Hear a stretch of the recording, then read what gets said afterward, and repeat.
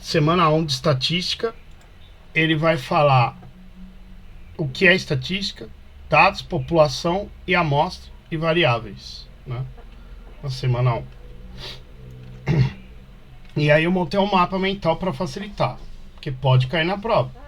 Estatística é ciência que emprega métodos bem definidos, que coleta, organiza, resume, analisa e apresenta os dados para que você possa tomar decisões, né? Então você vai pegar vários dados aí, né? Vai depois organizar eles, vai fazer um resumo deles lá, né? Apresentar em gráfico, analisar eles, vai apresentar num gráfico, e aí para que através desse gráfico você consiga tomar decisões, né? Exemplo clássico que eu falei várias vezes para os meus alunos quando a gente está conversando sobre estatística e probabilidade é o do Covid, né? Que eles coletavam pessoas que estavam lá doente, né? Organizava aquilo numa média móvel, que aquilo lá ficava toda hora numa média lá mudando, né? Por conta das infecções. Aí eles resumiam aqueles dados, sintetizavam, apresentavam na televisão, a gente via, analisava, apresentava. E as decisões que ele tomou na época era o quê? Ficar em casa, porque era o único jeito de você conter a epidemia, era parar aquela média, né? Porque se eu continuasse deixando a infecção rolar, né, do vírus, eu não ia ter atendimento para todo mundo. E aí a pessoa não ia morrer só pelo vírus, ia morrer também pela falta de atendimento. Então a decisão que eles tomaram foi essa na época, de fechar tudo e ficar em casa, através desses dados que eles coletaram. Bom, dados então, ele começa a dar um monte de definições, né, informações provenientes de observação, contagem, medição, respostas, né? Então aí ele deu um exemplo, eu peguei o mesmo exemplo dele, notas dos alunos da Univesp na disciplina, isso seriam os dados, né? A amostra é uma parte da população, onde a população é a coleção de todos os resultados, né, respostas, medições ou contagens, que são todos os alunos que cursaram a disciplina de estatística. A amostra, por exemplo, poderia pegar só os alunos que cursaram a disciplina em 2024. É por isso que aí, a Larissa pode até falar, né? Eles erram muito agora, estamos na época de eleição também. Aí eles lançam lá, pegam uma amostragem, vai pra rua e faz uma pesquisa, né? Fala, e quem você vai votar? Uma pesquisa que eles fazem aí pela rua. Aí um fala o candidato A, o outro fala o B, o outro fala que vai anular, o outro fala que não vai votar em branco, né? E aí eles fazem esse levantamento, só que esse levantamento é com base na amostra, né? Eles não conseguem fazer a população inteira. Então eles tentam coletar uma galera lá, maior possível, uma amostra grande, para que meu erro, na hora que eles fazem esse levantamento aqui, essa amostra, reflita no resultado da eleição. Só que aí tem vezes que fala assim, pô, a pesquisa falou que o candidato A estava ganhando, chegou lá no dia da eleição, ele não ganhou, ganhou o B. Ganhou o B porque eles coletaram uma amostra. E pode ser que a amostra que eles coletaram ali naquela região, porque daí eles têm que fazer em várias regiões também para ver o que acontece de variação, né? Por exemplo, se é prefeito de São Paulo, tem que ir para a região norte, outro para sul, outro para sudeste, e fazer em vários locais da cidade para ver. E aí se ele vê que essa amostra aqui, ele coletou pouca amostra, né? Acaba não dando o resultado da população. Então por isso que às vezes eles erram, né? A estatística acaba errando, né? E nessa eleição em particular, a gente viu aí em São Paulo os 3 candidatos ficou um perto do outro, né? Então eu vi na Globo, é até legal, porque a gente está estudando isso. Os 3 candidatos lá que estavam em primeiro lugar, os 3 ficaram um atrás do outro e eles não tinham matematicamente como afirmar que um ia ganhar, ou que um ia para o segundo turno, ou que ia ser o outro. Porque ficou numa distância tão pequena de votos ali, que chegou uma hora até que eles falou lá, o Bonner falou, ó, a distância de um pro outro aí é 80 mil votos, eu não lembro, ele falou um negócio assim, 100 mil votos. E ainda faltava, tipo, 4% da urna, que seria, tipo, 300 mil votos. Então, poderia, naquele momento que ele falou isso, ainda mudar todo o quadro, né? Então ele não tinha condição de afirmar que matematicamente que aquele cara ia pro segundo turno, né? Junto com o outro lá, de acordo com o resultado que eles tinham ali matemático. Bom, a amostra... Oi, diga aí. Eu geralmente colocava a população como conjunto total e a amostra era um subconjunto dentro de população. Eu até coloquei aqui, ó, uma Isso, fotinho. A população seria todas as pessoas. isso. Ela fez até um círculozinho aqui, ó, né? É só Tirou uma alguns, né? parte. É igual a Isso. eleição, né? Eles saem na rua, coleta aí numa galera. Agora não dá pra pegar todo mundo. Não tem como eles chegar e perguntar um por um quem vai votar em quem. Quem tenta pegar todo mundo é o IBGE, mas mesmo o IBGE faz uma amostra. Não dá, Pois é. O IBGE ele tem que fazer o censo, né? Mas aí a hora que você toca pra aí o cara não tá em casa. É meio embaçado também.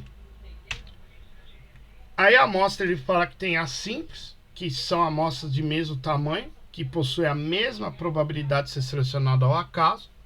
E aí estratificada, quando a população possui estratos. Acho que isso aqui tá errado. Eu acho que é com X. Eu peguei do slide dele lá. Por exemplo, estrutura etária ou de renda, e a amostra representa esses estratos proporcionalmente, né? Vai de acordo com a proporção da amostra. A simples eu pego lá ao acaso. Mas até aqui tranquilo. Aí ele entra nas variáveis, que a gente tem dois tipos, isso caiu na avaliativa 1 lá. Qualitativas, que são usadas para armazenar dados, que consistem em atributos, rótulos, né? Por exemplo, estado civil, coloquei aqui, ó, graduação, né? Cor de olho, preferência de consumo, né? E elas podem ser nominais ou ordinais. A nominal só classifica os dados em diferentes categorias. Tipo, se eu vou falar que é cor de olho, vai ter castanho, vai ter azul, vai ter verde, vai ter olho de várias. Tem o cor de mel, né? Grau de instrução, se você tem ensino médio, então seria nominal. Ordinal, você pode ordenar de alguma outra forma, né? Seria você colocar primeiro, segundo, terceiro, né? Você vai fazendo essa distribuição ordinal. E as quantitativas podem ser usadas com dados numéricos, medidas físicas, como massa, volume, tempo, né? E aí você tem as discretas, que os números podem assumir somente o conjunto discreto de valores, e as contínuas, onde vocês registram dados que podem assumir valores em um intervalo, né? As contínuas é um intervalo e as discretas é um conjunto ali de valores que você consegue pegar nessas variáveis. Variáveis mesmo é igual que a gente aprendeu mesmo em programação, né? Coisa que vai variando ali. Aí ele fala um pouco de níveis de mensuração. Eu até coloquei aqui, né? O nominal dá para categorizar os dados, não dá para ordenar, não dá para subtrair e não dá para definir múltiplos, né? Um nível de mensuração ordinal dá para categorizar, dá para ordenar já, porque o nominal realmente não dá. Você vai colocar lá olho azul, olho castanho, olho... Como que você vai ordenar isso? Você ordena do jeito que você quiser, não tem como você colocar. Já o ordinal você coloca primeiro, segundo, terceiro, né? Você não consegue subtrair os dados e não dá para determinar múltiplos também. O intervalos, né? Intervalo dá para categorizar, dá para ordenar, dá para subtrair, porém não consigo ainda fazer múltiplos. E a mensuração de razão, você consegue categorizar, ordenar, subtrair e fazer múltiplos também. Aí ele fala de dígitos significativos. Agora,